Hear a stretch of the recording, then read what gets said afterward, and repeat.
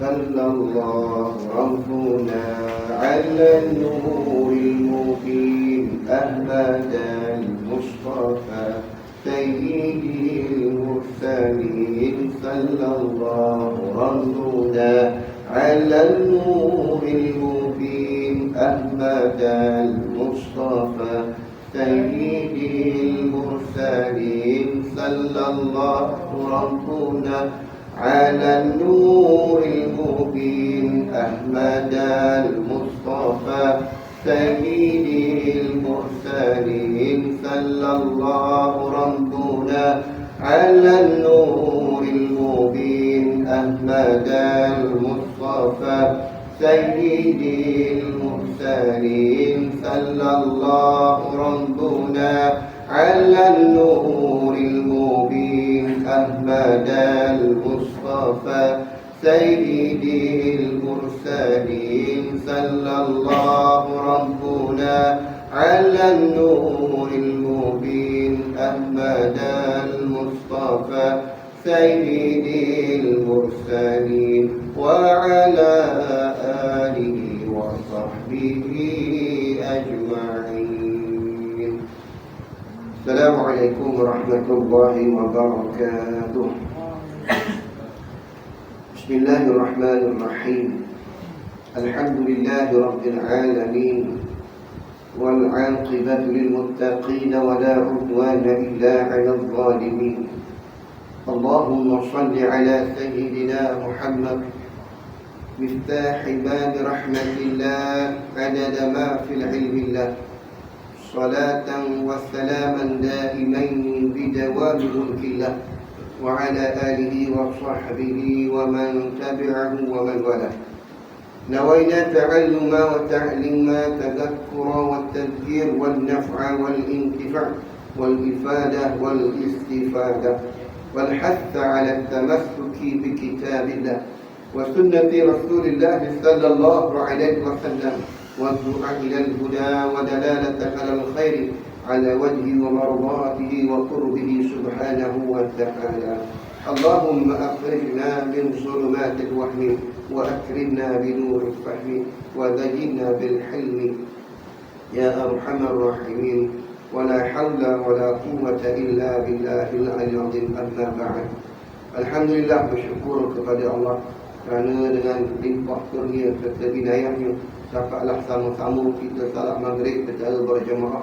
Semoga usaha ibadah kita diterima oleh Allah Subhanahu wa ta'ala. Semoga sembahyang yang telah kita laksanakan ini dibawa pahalanya kepada Allah dan diterima oleh Allah dengan penerimaan yang sebaiknya. InsyaAllah kita sambung tuan-tuan pembacaan kita hadis 40. Kita hadis 40 Imam Nawawi rahimahullah. Hadis kita sedang membicarakan berkenaan dengan min khisalil iman. Hadis yang ke-15. Sebelum kita bicarakan hadis ini, saya nak ulang siar berkenaan dengan sebagaimana berkata guru kami Al-Alim Al-Allamah guru kami mengatakan bahawa alamatul hubbul mahbub. Jadi tuan-tuan, untuk kita ulang siar dan kita ingat sama-sama, semoga perkara yang disebutkan ini ada pada diri kita. Alamatul hubbul mahbub, tanda-tanda cintanya pecinta kepada yang dicintai. Tanda-tanda cinta seorang pencinta kepada yang dicintai. Maknanya bila ada yang ada pencinta, mestilah ada yang dicintai. Dan untuk terhubungnya pencinta dan yang dicintai itu ada perkara yang menghubungkan, ada alamat ataupun tanda. Sama ada daripada ungkapan kita, saya sayang awak, ataupun message, saya kalau tak pandang awak sehari, tak lena tidur. Itulah. Kita buat ke bini kita lah, dia buat ke bini orang, kita nampak tadi. Buat ke bini kita. Bini kat sebelah je pun. Saya buat masih ada buat masih bini. Tak ada, dah harap lah. Ini betis masa bujang-bujang dulu kan. masa bujang-bujang, ataupun orang yang PJJ, orang yang duduk jauh dengan bini. Kawan saya kahwin, suami di Johor, isteri di Perlis. Allah, ujian tuan-tuan. Baru kahwin, seminggu kahwin, seminggu cuti baru ni, seminggu je. Lepas tu berpisah. Isteri mengajar di Perlis, dia mengajar di Johor. Kalau macam tu baru seronok mesej. Kita di rumah bini ada mesej. Cakap pun jarang. Cakap apa? Beli sayur ikan tak ada bang. Oi, minyak habis ni. Itulah. Ada nak saya bang. I love you, you love me. Tak ada. Kalau ada, alhamdulillah. Kalau tak ada, biasalah tu. Maka kena tinggalkan. Itu dia tuan-tuan dirahmati Allah. Maka cinta tu tadi, bila kita mengatakan kita cinta Nabi, ada tak ada. Tidak cukup kita sambut je, buat sambutan, tak cukup. Ya juga, tapi tak memadai. Jadi sini ulama sebut, Syekh Usamah menyebutkan bahawa ada tanda-tanda kecintaan seseorang kepada yang dicintai, mesti ada tanda. Kalau tak ada tanda ni, bukan cinta lah, nama menipu, bohong. Kalau tak ada hak ni kepada yang mencintai itu tak ada, si pecinta tak ada, maka dia menipu. Dakwah saja. Orang kata dakwah ni. Dakwah ni. Orang faham, orang kata dakwah ni. Orang juga dia sebut dakwah, tak ada. Dakwah ni. Apa dia? Yang pertama ni tengok ada tak dalam diri kita ni, kita cek ni. Bukan orang kita. Kalau kita kata cinta Allah, kita kata cinta Rasul. Yang pertama mesti ada isarul mahbub, mendahulukan yang dicintai. Ada tak? Bagaimana kita mendahulukan yang dicintai? Sebagaimana yang berlaku kepada Sayyidina Ja'far At-Tayyar, Ja'far bin Abi Talib, sepupu kepada baginda Nabi SAW dalam peperangan Uhud. Dia menjadikan wajah dan badannya perisai untuk mempertahankan Nabi daripada dikena tombak dan panah. Sampai tahap tu. Hari ini tuan-tuan, kita diberitakan bahawa Yahya Sinwar, presiden kepada Hamas, dibunuh oleh Israel, dibunuh oleh Zionis. Bahkan diberitakan dengan bangganya mereka mengisytiharkan. Tak cukup dibangga isytihar, tetapi ditayangkan gambar arwah tadi dan tuan. Nak kata betapa zalimnya dan berlagaknya Zionis hari ini tuan. Tapi alhamdulillah hari ini juga dah seorang lagi pengganti kepada presiden dah angkat sumpah menjadi presiden yang baru. Habis tak ada masalah. Allah, ini yang Israel pening, Yahudi pening dengan orang Palestin. Pening dia, kan? Tak takut langsung. Apa kata-kata Yahya Sinwar? Kata-kata akhir dia, aku naik jadi presiden ini, aku bersedia untuk mati. Kalau aku tak jadi presiden, aku tetap mati. Sama ada aku mati sakit perut, aku mati sakit, aku tak. Biar aku mati keadaan syahid, pasti aku tak syurga Allah. Oh, ini yang orang takut ni tuan. Kok ni Joris takut ni. Kalau hak ni ada pada orang Islam, insya-Allah. Oh, tak berani dan semua dirahmati Allah. Dan Al-Fatihah kepada Al-Syahid Yahya Sinwar yang dikhabarkan, diisytiharkan. Mula-mula kita dengar 17 hari bulan tu gambar dia ada lagi dalam percakapan. 18 hari bulan tu dia meninggal, dah tersebar dah. Kita tak isytihar lagi sebab tak diisytihar lagi oleh Hamas sendiri. Sebab kadang-kadang musuh ni saja isytihar supaya lemah, perjuangan tu jadi lemah. Sebagaimana satu hari dalam perang Uhud, naik gunung Uhud itu naik seorang munafik. Ada kata iblis, ada kata munafik. Naik 4 mat, Muhammad dah mati kata dia. Muhammad qutilu, Muhammad dah mati, Muhammad dah mati. Masa sahabat sedang berperang, bila dengar Nabi SAW mati, kan mereka semua rasa lemah semangat. Tetapi ketika itu orang sahabat lain berkata bahawa Muhammad hidup, tak ada masalah. Begitu tuan-tuan. Kadang-kadang musuh ni dia buat begitu tuan-tuan. Tapi dah dikonfirmkan tadi, dan semalam pun dah disediakan oleh Hamas sendiri, itulah syahidnya. Syahidnya pimpinan mereka yang baru saja digantikan tuan-tuan. Itulah ya Allah tuan-tuan. Apa jadi presiden Hamas yang berhadapan dengan kematian. Kezaliman Joni hari ini tuan-tuan tak ada dalam hati tuan-tuan.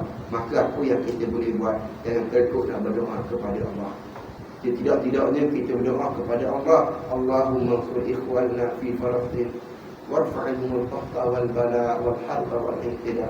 Dan kita tambah lagi dengan qulun nabilah tuan-tuan. Bacalah tuan-tuan. Mayat seorang lepas doa ya Allah, bacalah. Semoga Allah hancurkan Zionis yang melampau, yang membunuh, nak merampas tanah hak milik orang Islam tanpa dirahmati Allah. Okay. Tanda cinta tadi tuan-tuan, antaranya mesti mendahulukan orang yang dicintai. Mendahulukan macam mana? Kita mesti apa benda yang bertembung kehendak bagi Nabi dengan hawa nafsu, kita dahulukan kehendak Nabi. Kita dahulukan segala-galanya. Nabi kata begini, nafsu kita nak begini, kita ambil, kita pilih hak Nabi dulu. Dahulukan apa yang disuruh oleh Nabi, apa yang Nabi suka. Apa yang Nabi suka itulah yang kita akan dahulukan untuk diri kita. Walaupun bertentangan dengan kehendak nafsu kita. Itu yang pertama. Ada tak benda tu? Kita pun nafsu dia. Yang pertama, al-isar al-mahbub. Isar ni mendahulukan orang yang kita cintai tadi. Kita dah sebut bab isar tadi tuan-tuan. Al-isaru fil qurbi makruha, wal isaru fi ghairil qurbi mustahabbah. Itu kaedah. Mendahulukan orang lain pada kebajikan, ketaatan kepada Allah hukumnya makruh, tak disukai oleh Allah. Bahkan kalau kita mendahulukan orang dalam keduniaan, maka ianya mahbub, disuruh, tak disukai oleh Allah. Ada ayam, ada kambing. Kambing tinggal ketul, ayam dia 2 ketul. Patutnya seorang dapat 2 ketul. Oleh kerana kenapa orang belakang kita tadi, kita tak ambillah kambing tadi, kita ambil ayam saja. Dia dapat kambing, kita telah liu je kambing. Kenapa mendahulukan rakan? Dapat pahala. Mendapat. Tapi kalau sah depan ni kosong, kita yang diuji dulu. Itu makruh, hak tu Allah tak suka. Yang tu Allah dah suka. Pasal apa? Pasal hak tu ketaatan. Kita kena dulu. Melainkan ulama bahas yang belakang ni tadi, kalau kita tak boleh jadi imam, yang 2 belakang imam ni pastikan orang yang boleh jadi imam. Kok imam kentut nanti, mana tahu imam terbatas. Kalau kita tak mampu, kita suruh orang yang boleh jadi imam, menggantikan imam untuk duduk belakang imam. Itu tak tu.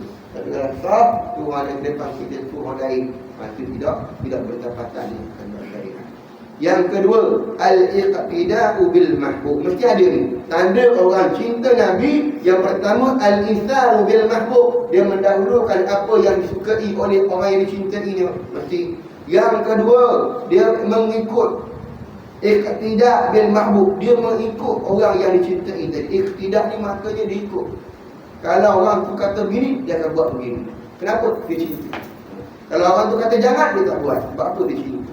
Sebab benda yang berdasarkan cinta ini akan ada barakah. Sebab benda yang berdasarkan cinta. Kadang-kadang kita buat pada dasar cinta pun.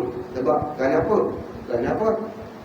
Kerana kita ada kepentingan lain. Kita ikut juga lah. Sebab ada kepentingan. Tapi kalau ikut tu, kita ikut arahan dia, kerana kita sayang kat dia kerana Allah, maka dapat barakah.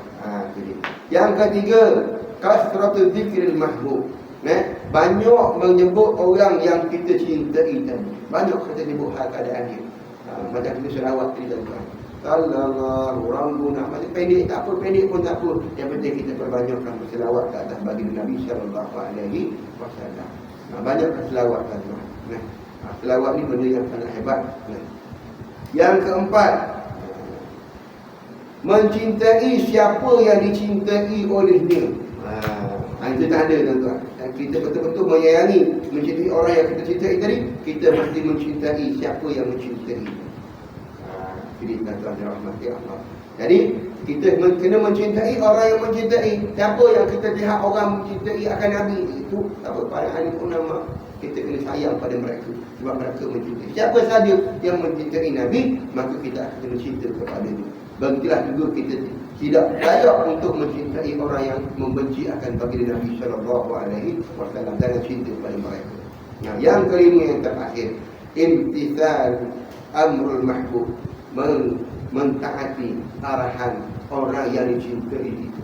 Maka tuan-tuan, 5 perkara ni kalau ada pada diri kita, insya-Allah kita ni memang benar-benar mencintai Nabi. Insya-Allah kita antara orang yang layak untuk dipanggil, dipandang wajah kita, untuk dipanggil oleh baginda Nabi untuk meminum air telaga haud Nabi sallallahu alaihi wasallam. Kita usahakanlah tuan-tuan supaya benda ni ada pada kita, ada pada anak dan orang-orang yang kita sayangi. Moga kita semua layak untuk menjadi umatnya baginda Nabi sallallahu alaihi wasallam. Kita cubalah tuan-tuan. Ada 5 poin tadi yang sangat penting, yang perlu kita budayakan dalam diri kita. Yang pertama tadi, kita mendahulukan kehendak orang yang kita cintai. Siapa dia? Baginda Nabi SAW. Yang ketiga, siapa yang kita ikutkan? Kita panuti siapa? Cara pemakaian, cara bercakap, cara berjalan, cara kita macam-macam lah. Harian kita tadi pastikan kita tidak termasuk mengikut akan baginda Nabi SAW. Kenapa kita kena ikut Nabi? Sebab Nabi SAW sebut dalam hadis, yahsyurul mar'u yawmal qiyamah ma'a man ahab, akan dibangkitkan nanti setiap itu di hari kiamat bersama siapa yang ia cintai. Siapa yang kita cintai tadi. Maka bila kita sebut siapa kita cintai, macam ada 5 tadi. Tuan-tuan rahmati Allah. Kita kata cinta Nabi, tapi kita tak malas nak selawat. Kita kata kita cinta Nabi, tapi kita tidak menyukai orang yang mencintai Nabi. Kita kata kita cinta Nabi, kita tak patuh pun atas perintah baginda Nabi SAW. Itu dia tuan-tuan. Kita akan cubalah tuan-tuan dirahmati Allah. Pupuklah diri kita, isteri dan anak-anak kita untuk melakukan perkara-perkara ini, insya-Allah. Tengok tuan-tuan dirahmati Allah, sambung hadis kita, hadis yang kelima. Sambung fiqhul hadis wa ma yurshidu ilaih. Yang kedua iaitu min kamal iman. Setelah kita bicarakan, yang kedua pengajaran daripada hadis yang kita sedang bicarakan adalah daripada kesempurnaan iman itu, iaitu berkata dan diam. Berkata dan diam. Berkata itu pada yang baik, diam daripada memperkatakan perkara yang sia-sia dan tidak baik. Diam pun boleh pahala. Diam pun boleh pahala. Diam sahaja pun boleh pahala. Contoh diam dalam sembahyang. Ada berapa keadaan dalam sembahyang kita kena diam? Bila? Diam jadi boleh pahala dah. Bukan baca diam. Antaranya bila diam kita boleh pahala. Antaranya kalau sembahyang sendirian ataupun imam, bila kita disuruh untuk diam. Antaranya setelah kita baca Fatihah. Ghairil maghdubi 'alaihim waladdallin. Berarti sikit kita amin. Gitu. Kalau sendiri pun sama. Imam pun lagi nak keluar. Lepas tu selepas kita baca surah, pun kita disunatkan berhenti seketika. Jadi tuan-tuan, ini dengan berhenti dalam semayang pun dah boleh pahala. Daripada kesempurnaan iman, maknanya alamat ataupun tanda sempurnanya iman seseorang itu, dan dia antaranya qaulul khairi, dia memperkatakan bercakap yang baik-baik saja. Orang yang bercakap baik ni adalah salah satu tanda daripada iman, kesempurnaan iman ini. Dan juga dia diam daripada memperkatakan yang sia-sia, apatah lagi perkataan yang tidak berfaedah dan mendatangkan dosa. Lagilah pula tuan-tuan. Kalau orang suka cakap mengarut saja, berhati-hatilah tuan-tuan di dalam Allah. Bahathana Rasulullah SAW fil hadithi ala a'zamil khisal khair wa anfa' amal bir. Fahuwa bayyana lana anna min kamal iman wa tamam al-islam ayatakan muslim fi syu'uni ala ta'alud. Maka Nabi SAW sangat menitik beratkan kepada kita berkenaan dengan apa yang hadis kita tentang bicaranya, apa dia? Iaitu khisalul khair wa anfa'ah, dan apa dia khisal, iaitu kebaikan dan manfaat daripada amal kebaikan. Maka tuan-tuan, Nabi SAW menerangkan kepada kita hadis yang sedang kita bicarakan ini, anna min kamalil iman, tersebut daripada kesempurnaan iman dan kesempurnaan Islam itu seseorang manusia. Apa dia? Ayatakallamal muslim, sesungguhnya berkatalah orang Islam itu min syu'uni allati ta'udu alaihi bin naf'i fid dunya wal akhirah. Orang yang betul-betul sempurna imannya, sempurna Islamnya, dia nescaya dia akan berkata dalam kehidupannya itu, yang bila mana dia nak berkata, nak bercakap, nak mengeluarkan satu tuturan, satu percakapan, dia akan memastikan percakapannya itu akan memberikan kebaikan, manfaat dunia dan akhiratnya. Kalau macam ni keadaan, ini adalah tanda sempurnanya iman dan Islam seseorang itu. Allah. Nak cakap fikir dulu, jangan pakai lepas saja. Ni ikut sedap perut je panggil. Nak cakap jangan. Tengok dulu betul tak betul. Ada manfaat tak? Wa min tamma, dan daripada demikian itu apa yang dilakukan oleh seorang muslim yang memastikan percakapan yang nak diungkapkan itu betul-betul memberi faedah kepada dunia dan akhiratnya. Dengan sebab itu akan terhasillah satu masyarakat bis-sa'adati wal hana, yang tenang, yang bahagia, yang gembira. Akan terhasillah masyarakat yang harmoni. Pilih tuan. Yang masyarakat jadi buah ni pasal apa? Pasalnya banyak sangat tadi mengadu domba yang berlaku. Wa ayyaltazima janibul samti fi kulli ma min sya'ni ay yusabbiba. Maka sesungguhnya yaltazimul janibul samti, sentiasalah seseorang itu melazimkan dirinya tadi apa dia? Diam. Pada setiap apa tadi dia diam. Diam daripada memperkatakan perkara yang boleh menyebabkan keburukan. Dia diam. Dia tak nak cakap. Yang ni memberikan manfaat dan rahmati Allah. Kalau dia tak jaga, maka layaklah bagi dia mendapat kemurkaan Allah Subhanahu wa taala. Kita ni orang cakap, tapi orang menyebarkan. Orang suka forward, share perkara-perkara yang tidak pasti dalam WhatsApp dan sebagainya, dan Facebook dan tuan. Kadang-kadang benda-benda yang tak ada langsung, tak ada faedah, di-share dalam Facebook. Yang ketiga, khawdu fil kalam sababul halak. Orang yang terlalu al-khawdu fil kalam ni maksudnya dia terlalu bersibuk dalam bercakap. Orang terlalu banyak bercakap. Bercakap dia kerja dia. Bercakap ni perkara yang tidak manfaat. Kalau mengajar tak ada masalah. Bahkan kalau menipu pun kena juga. Maka banyak berkata-kata itu sebab kepada kecelakaan. Wa qawlul lisan, menjaga lidah itu ialah jalan ataupun cara untuk mendapat kejayaan dunia akhirat. Menjaga lisan tadi. Menjaga kata-kata tadi sangat penting. Qad marra bika qawluhu sallallahu alaihi wasallam, yang telah kita bicarakan, kata pengarang kitab kita ni sebelum ni kita telah bicarakan mengenai hadis Nabi sallallahu alaihi wasallam, min husnil islamil mar'i tarkuhu ma la ya'ni. Daripada seelok-elok keislaman seorang individu itu meninggalkan apa yang tidak memberi faedah kepada diri, kepada dunia dan akhiratnya. Ini nak menandakan ataupun sebaik-baik keislaman seorang individu itu apa dia?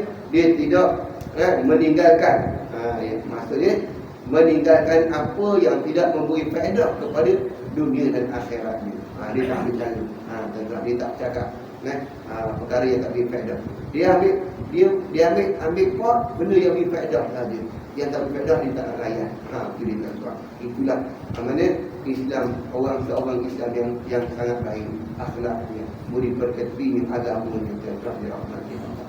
Wa annal kalama fi ma la ya'ni, dan sesungguhnya orang yang berkata pada perkara yang tidak berfaedah tadi, yang paling penting tak faedah pada agama, dan qad yakunu sababan li ihbatil amal. Kadang-kadang kita bercakap ikut suka, tak ambil endah pun apa yang kita cakapkan. Kadang-kadang percakapan itu menyebabkan gugurnya amalan, dan juga terkadang akan terjadi diharamkan oleh Allah kepada orang yang bercakap tadi banyak tadi akan syurga Allah. Itu bahaya tuan-tuan. Bercakap ni kadang-kadang kena berhati-hati. Maka fa'alal muslim idza arada an yatakallama an yukaffira qabla an yufakkara qabla an yatakallam. Maka sayugianya ke atas setiap insan yang bernama Islam tadi, bila dia nak bercakap, fikir dulu. Mu fikir dulu baru mu cakap. Jangan pakai lepas aja, tengok ke kanan dulu. Nak buat pun kena tengok tuan. Kadang-kadang kita buat tu tidak perlu tuan. Jangan. Kadang-kadang terasa kawan tu tuan. Dipendam. Jangan. Nak buat pun tengok juga tuan. Nak bercakap pun tengok keadaan. Fa'in zahara lahu anna ma yatakallamu bihi khairan muhaqqin yusamu an takallamu bihi. Maka kita kena pasti dia tuan-tuan. Nak cakap tadi pastikan percakapan kita beri manfaat, tak menyakitkan hati orang lain. Tapi tuan-tuan, boleh tak kita bercakap dalam keadaan kita nak menyelamatkan dia? Boleh. Kadang-kadang kita perli dia, kita perli dia dengan sindir dia. Kita dah cakap dah cara darat, dia tak dengar, kita sindir dia untuk menyelamatkan dia. Sebab menyelamatkan orang yang zalim ini disuruh oleh syarak. Kita perli dia. Boleh. Kalau perli boleh. Kalau orang perli tak terasa, tak kena. Memang kata terasa lah, biasa lah, tak apa. Terasa untuk kebaikan, tak apa. Kita tuan dirahmati Allah. Boleh. Dia disuruh, dibenarkan oleh syarak. Wa in zahara lahu ayn, wa in zahara annahu syarra yusiru an batil. Maka tuan-tuan pastikan dulu, sekiranya kalau kita bercakap tadi makin zahir, makin nyata lah keburukan, tak payah. Dan kebatilan itu akan tersebar. Ini pun kita kena faham. Contoh tuan-tuan dalam masalah berita-berita tadi, berita tu memang betul, tetapi kita tak payah share. Contoh berita yang berbentuk muruah seseorang. Kalau kita sebar pun tak ada benda, tak ada jadi masalah pun kalau tak sebar. Tapi kita sebar. Contoh gambar-gambar yang berita yang melibatkan gambar-gambar yang tidak patut dilihat, kita hantar sebar ke orang. Walaupun berita itu benar, jangan disebar, tuan-tuan dirahmati Allah. Tak payah sebar. Walaupun betul, tak ada manfaat pun. Tetapi kalau penyamun, perompak, perogol bersiri, ditampak gambar, yang ni kita kena sebar. Sebab kita nak beritahu supaya orang lain berhati-hati dia. Dia memang scammer. Itu boleh. Boleh faham tak? Yang scammer kita kena sebar, share kan. Jangan sampai tak boleh nanti fitnah. Tak boleh, nanti berdosa. Itu tak cerdik nama dia. Kalau memang scammer confirm, kita sebarkan. Sebab apa? Kita walaupun betul, memang confirm betul, kita sebarkan. Nak menyelamatkan orang lain daripada terkena kejahatan dia. Dia boleh. Kalau benarkan. Tak ada masalah. Ni yang arti yang berbagai tak payah dah tuan-tuan. Tak ada faedah. Bahkan dia menyebabkan menambah dosa lagi. Tak payah. Tak payah terus share. Dia kongsi dosa lah. Ini dah kongsi dosa. Maka sebagaimana firman Allah Subhanahu wa taala surah Al-Qaf ayat ke-18, "Ma yalfadhu min qawlin illa ladayhi raqibun wa 'atid." Apa-apa sahaja yang terlafaz daripada mulut seorang hamba Allah itu, daripada percakapannya, ingatlah kata Allah, illa ladaihi raqibun atidun, tidak melainkan dari apa yang kita lafazkan itu, ingatlah ianya ada raqib dan atid yang mencatat kebaikan dan keburukan. Pastikan nak bercakap, ingat dulu. Percakapan yang keluar takkan sia-sia. Kalau ianya adalah sia-sia, dikira sebagai sia-sia. Kalau ianya pahala, kalau dosa confirm akan diambil sebagai dosa. Cakap-cakaplah yang memberi faedah kepada kita, yang memberi faedah kepada kita. Sebagaimana diriwayatkan oleh Imam Bukhari dan Abi Hurairah radhiyallahu anhu, Nabi sallallahu alaihi wasallam qala, innal abda la yatakallam bil kalimati min ridwanillahi ta'ala. Sesungguhnya, kata Nabi sallallahu alaihi wasallam, sesungguhnya seorang hamba itu bercakaplah ia akan kalimah yang diredai oleh Allah Ta'ala. Maka ma yalqalaha balan, maka perkataan itu tidak akan sia-sia. Dia bercakap benda yang yang mendapat redha Allah, yang Allah suka, maka ia tidak akan sia-sia. Ia tidak akan sia-sia begitu saja.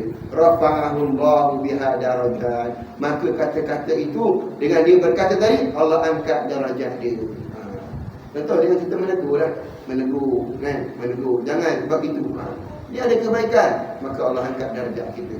Wa innal abda la takallam bil kalimati min sakhatillah ta'ala, dan sesungguhnya seorang hamba itu bercakap satu kalimah ni bukan banyak, satu kalimah Allah perlu.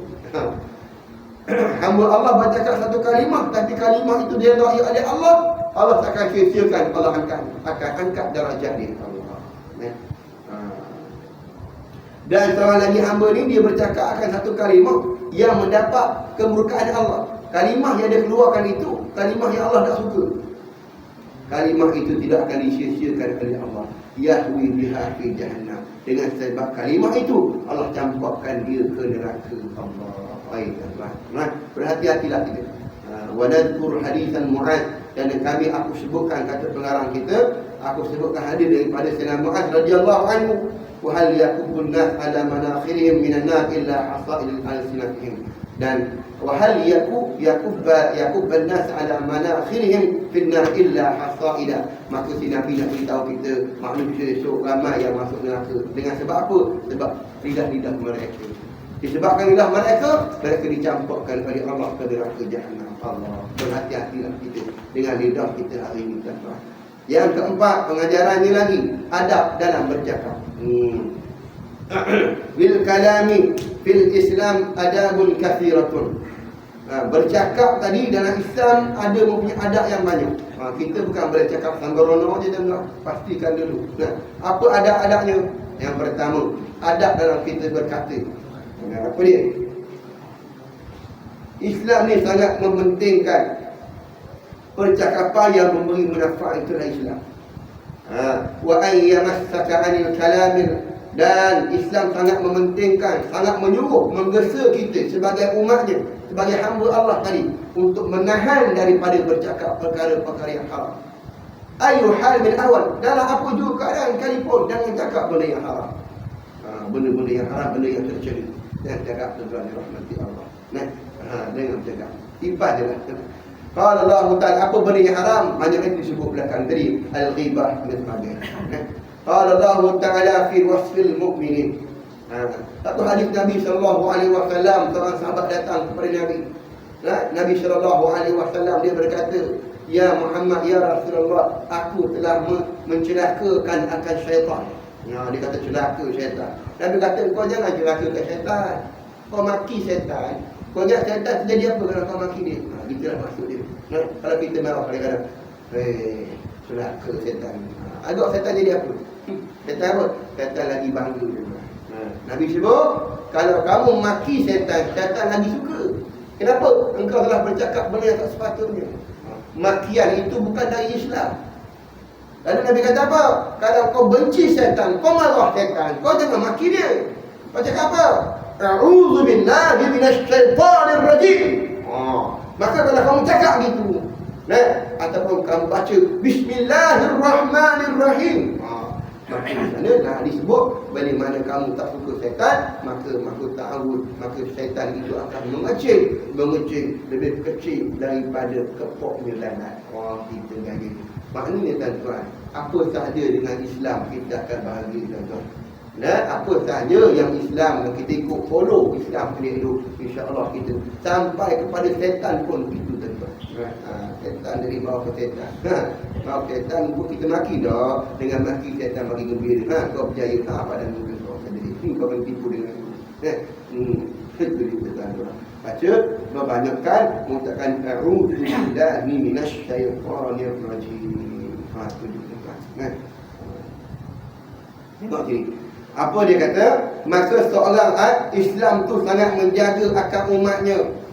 Menjaga apa yang Islam sangat jaga ni? Sangat mementingkan akan umat Islam itu bercakap perkara yang bermanfaat dan menahan daripada bercakap perkara-perkara yang haram, yang diharam oleh syarak, daripada apa juga keadaan sekalipun. Sebagaimana firman Allah Subhanahu wa taala, qala Allah taala fi wasfil mu'min. Sebagaimana Allah berfirman dalam menyifatkan orang-orang yang beriman itu.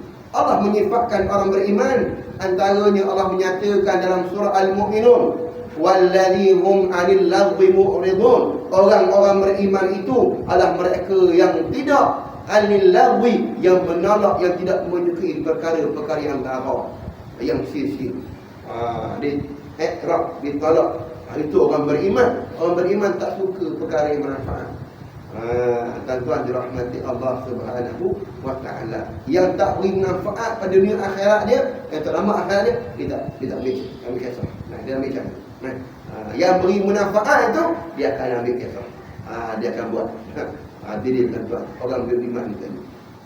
Apa dia perkara yang tak bermanfaat, banyaklah. Jangan salah faham pula. Alah tu ada orang kan dapat tahu dah, tuan-tuan. Setiap kebaikan itu sedekah. Al-amru bil ma'ruf sedekah. Kita kena ingatlah. Itu manfaatlah. Menegak budak main basikal lagi lalu, itu manfaat. Biar lantaklah, bukan aku ada orang. Salah tuan-tuan. Nampak dia main basikal lajak kan, laju. Kita biar saja. Lantak mati pada muka. Tegur, jangan main basikal lajak tu, bahaya. Dia balik rumah. Dapat pahala. Tengok orang buat sampah mengata. Biar kita tengok buat sampah. Perangai buat sampah. Panggil dia. Pak Long, janganlah buat sampah itu. Boleh pahala. Allah angkat darjat kita. Kenapa? Mencegah dia daripada buat kotor tadi. Pahala. Gitu. Maknanya semua kebaikan tu bermanfaat. Jangan salah faham. Kita buat hal kita je. Kan manfaat aku tak ada. Tidak, tuan-tuan. Yang tak bermanfaat tadi lebih kepada yang mendatangkan dosa. Jadi tuan-tuan dirahmati Allah. Wallahu, apa dia lagwi sini? Wallahu huwal kalamul batil. Yang dikatakan walladhi hum anil lagwi mu'ridun. Apa yang dikatakan lagau tadi? Yang kita baca dalam masjid kan, faqat lagau. Faqat lagau ni sinonim dengan hari Jumaat. Kadang-kadang orang tak cakap hari Jumaat ke khutbah, tapi main game. Mati dah. Budak sekali ni tak cakap dah tengok khutbah, dia main game pula. Baru-baru ni surah saya. Budak saya. Kan? Saya pandang dia berhenti. Macam baik hari tu saya kain mak. Dia pakai serban, dia segar agama Allah pakai serban pakai ni. Dia tengah main game. Dia pandang jeling gitu. Budak muda berhenti di depan telefon. Jeling, nak cakap tengok. Nak cakap betul khutbah tak boleh juga. Jeling je lah tuan-tuan. Kan? Larau, dia faham larau tak boleh cakap. Dia tak cakap dia main game. Larau. Fala Jum'atalah. Bukan berkata-kata barang siapa berkata-kata ketika khatib sedang khutbah walaupun mengingatkan saudaranya dengan diam sekalipun, maka batallah pahala Jumaatnya. Maksud di sana ansik al-larau. Ada hadis mengatakan larau. Larau ni apa? Termasuklah kita tengah bil khatib tengah baik sangat ni. Kita sebut belum tahu. Tengok mentang-mentang lah tasbih berbeli kat Mekah. Tasbih 650 ringgit. Orang tengok khatib tengok khutbah. Ittaqillah. Dia pandang hati tapi tangan. Itu namanya cerdik kan tak cerdik. Namanya bukan bodoh. Nampak macam alim pakai serban. Pakai serban. Serban panjang. Ekor sampai ke buntut. Jubah putih. Duduk depan kali. Itu namanya tak berapa nak cerdik. Bakat larau termasuk berzikir, pegang tasbih tengah khatib. Termasuk khatib tengah ittaqillah dia. Subhanallah. Kalau dekat lempang tu. Sebab tu beramal bukan dengan nafsu, beramal dengan syariat. Kita bukan beramal dengan nafsu, beramal pastikan amalan itu betul dengan syariat. Kalau tak betul, sia-sia kita beramal. Sebab tu disebut oleh ulama, amalan yang sedikit dengan ilmu itu lebih bermanfaat berbanding dengan amalan yang banyak tanpa didasarkan dengan ilmu yang tidak memberi apa faedah. Biar sikit beramal tapi kita yakin. Bila ada tu, boleh sambung sikit. Pastikan kita beramal dalam keadaan kita memahami dan berilmu dengan amalan yang kita amalkan.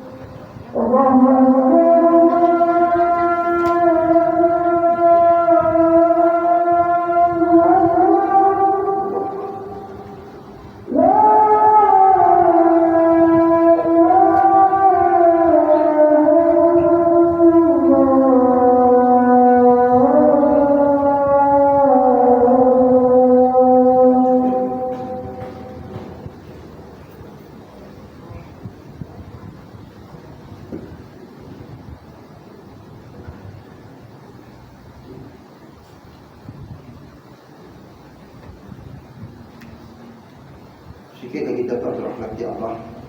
Jadi masukkan dengan laghaw. Al-laghaw tadi sebut walladzihum 'anil lagwi mu'ridun. Itu mereka beriman itu mereka tidak melakukan benda-benda yang laghaw, menolak dan tidak melakukan benda yang laghaw itu.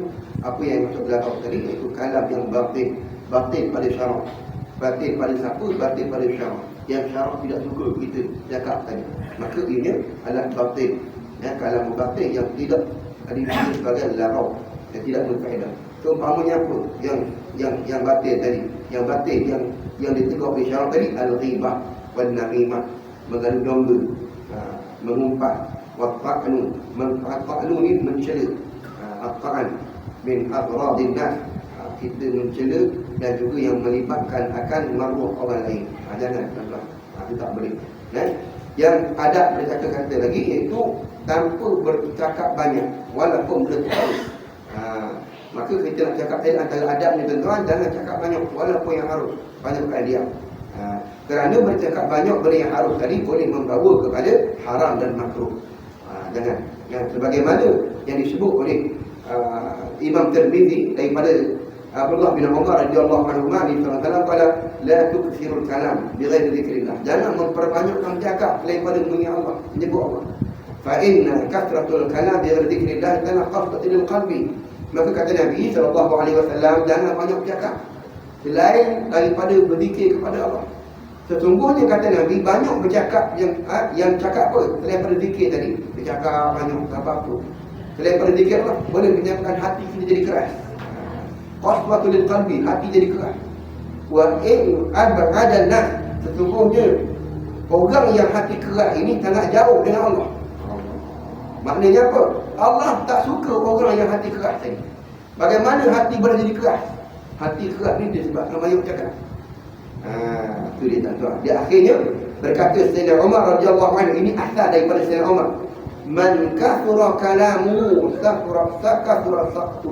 Barang siapa yang banyak cakapnya, banyaklah salahnya. Wa man kathura saqtuhu kathurat dhunubuhu. Barang siapa yang banyak kesalahannya, banyak dosanya.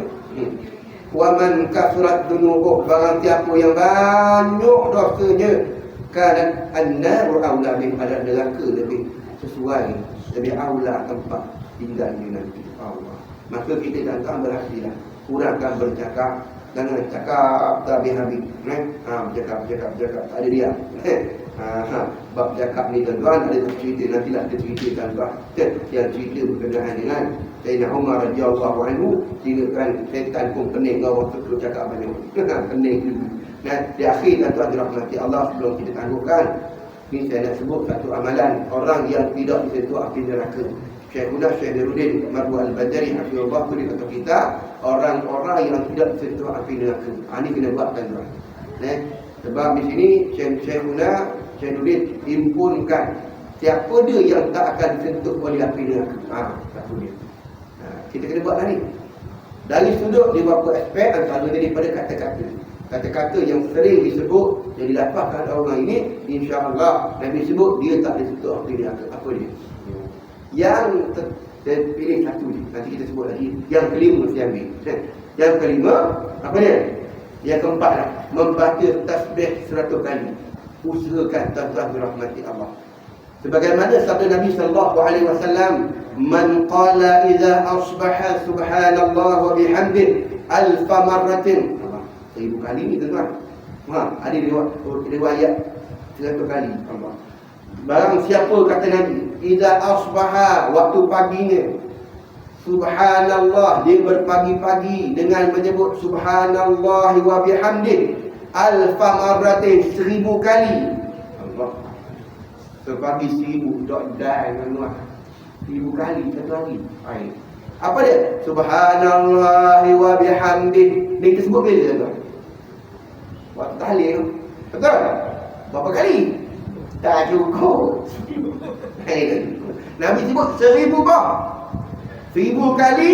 Apa Nabi? Faqad ishtara nafsahu min Allah wa kana fi akhir yaumi itqullah. Apa Nabi sebut? Dia 1000 kali pada hari, dia adalah orang yang dimerdekakan Allah dari neraka. Allah. Sebab apa? Subhanallah wa bihamdihi. Sebut 1000 kali. Tetapi di sana ada satu hadis yang lain. Hadis ni dhaif, tapi boleh fadail amal. Boleh buat daripada cakap kita subhanallah bihamdihi 10 kali. Ada hadis yang lain. Man qala daripada Sayyidina Abu Hurairah dalam kitab Muwatta Imam Malik, hadis yang 489. Ini lega. Apa dia? Qala Rasulullah sallallahu alaihi wasallam, man qala subhanallah wa bihamdihi fi yaumi mi'ata marratin huttat khatayahu walau kanat mithla zabalil bahri. Siapa yang mengucapkan 100 kali dalam sehari, maka dosanya akan dihapus sekaligus sebanyak pun di lautan. Tapi taklah sampai dibebaskan neraka. Kalau kita nak tadi, ulama dan tuan 1000 kali usahakan. Yang ni subhanallah wa bihamdihi 100 kali, maka akan digugurkan oleh Allah kesalahannya, walaupun kesalahan itu sebanyak buih di lautan. Apa ucapan dia? Subhanallah wa bihamdihi. Ini guru kami. Dia bagi amalan ni, laksanakan amalan ini selepas sembahyang sunat qabliyah subuh. Ni kalau guru kami Habib Umar, dia bagi amalan ni selepas solat sunat qabliyah subuh. Nah, selepas qabliyah subuh kita baca 100 kali. Jangan ngobrol lepas subuh Allahu Akbar, kena semangat awal lah. Orang azan je subuh tu kita semai 2 rakaat, lepas tu duduk subhanallah bihamdi subhanallah, tambah subhanallah bihamdi subhanallah azim, ataupun subhanallah bihamdi 100 kali. Amalkan, insya-Allah kita menjadi hamba Allah yang bertakwa. Tuan, itu yang kita harapkan. Kita tak nak masuk neraka, tuan. Nak masuk neraka kena usaha. Tak boleh berangan, kena buat usaha jelas. Maksudnya diridai pada Allah Subhanahu wa taala. Amalannya subhanallah wa bihamdihi. Allah subhanallah wa bihamdihi subhanallahil azim sebanyak 100 kali. InsyaAllah kita beramal. Allahumma anfa'na bima 'allamtana wa 'allimna yanfa'una. Allahumma zidna ilma ya Allah ya Tuhan kami. Berkatilah kami ya Allah. Ya Allah, manfaatkanlah apa yang kami pelajari. Moga kami mendapat rahmat dan kasih sayang, ampunkanlah dosa kami, ibu dan ayah kami, isteri dan anak-anak kami. Moga kami semua layak untuk menjadi ahli syurga, wahai Allah. Dan ya Allah, kurniakanlah kami syafaat bagi Nabi sallallahu alaihi wasallam di hari yang sangat kami memerlukan syafaat tersebut, wahai Allah. Sallallahu ala sayyidina Muhammadin wa ala alihi wa sallallahu alaihi wa sallam. Alhamdulillah.